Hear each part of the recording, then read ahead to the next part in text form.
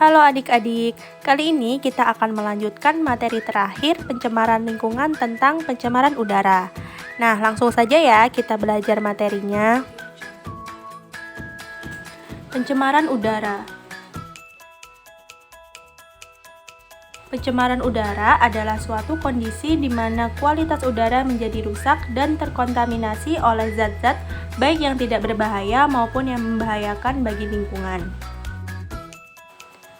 Faktor penyebab pencemaran udara.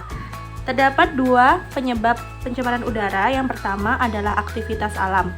Aktivitas alam dapat menimbulkan pencemaran udara di atmosfer. Bencana alam seperti meletusnya gunung berapi dapat menghasilkan abu vulkanik yang mencemari udara sekitar dan berbahaya bagi kesehatan manusia ataupun tumbuhan. Selain itu, kebakaran hutan yang terjadi dapat menghasilkan karbon dioksida dalam jumlah yang banyak dan dapat mencemari udara. Yang kedua, ada aktivitas manusia. Kegiatan manusia kian tak terkendali. Kemajuan industri dan teknologi membawa sisi negatif bagi lingkungan, seperti pembakaran sampah, asap-asap industri, asap kendaraan, asap rokok, dan senyawa kimia buangan seperti CFC. Dampak pencemaran udara. Pencemaran udara mengakibatkan kerugian bagi banyak organisme penghuni bumi. Dampak yang ditimbulkan dari pencemaran udara antara lain bagi kesehatan, tumbuhan, dan bagi lingkungan, seperti efek rumah kaca dan rusaknya lapisan ozon. Bagi kesehatan, kualitas udara yang menurun dapat mengakibatkan penyakit ISPA atau infeksi saluran pernapasan. Saluran pernafasan merupakan gerbang masuknya udara ke dalam tubuh. Udara yang kotor membawa senyawa yang tidak baik bagi kesehatan seperti karbon monoksida.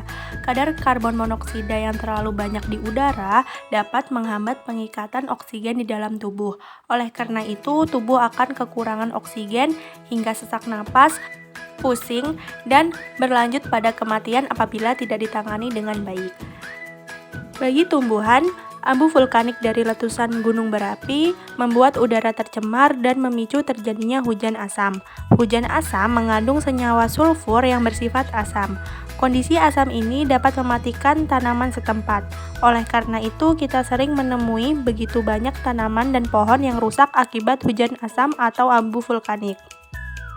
Bagi lingkungan, pencemaran udara dapat mengakibatkan gas rumah kaca dan juga penipisan lapisan ozon. Konsentrasi karbon dioksida dan karbon monoksida yang tinggi di atmosfer akan memicu terjadinya efek rumah kaca, yaitu peningkatan suhu bumi. Karbon dioksida dan karbon monoksida akan membentuk semacam lapisan yang akan menahan panas bumi keluar, sehingga panas yang ditimbulkan bumi akan terkungkung di dalam seperti pada rumah kaca. Selain itu, CFC merupakan senyawa yang sering digunakan dalam produk-produk pendingin seperti kulkas dan AC. Ketika CFC terurai di atmosfer, maka akan memicu reaksi dengan oksigen penyusun ozon. Dengan demikian, ozon akan terurai yang menyebabkan lapisan ozon berlubang. Padahal lapisan ozon berfungsi sebagai pelindung bumi dari panas yang dipancarkan oleh matahari.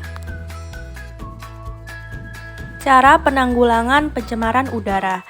Yang pertama adalah dengan menanam pohon. Pohon mempunyai fungsi yang sangat penting dalam upaya meredakan kenaikan gas rumah kaca penyebab utama pemanasan global dan perubahan iklim. Seperti spons, pohon dapat menyerap karbon dioksida yang dihasilkan oleh kegiatan-kegiatan yang dilakukan oleh manusia dan makhluk hidup lainnya. Cara yang kedua adalah dengan mengurangi penggunaan barang yang dapat menghasilkan CFC, seperti menggunakan kulkas dan AC tanpa CFC.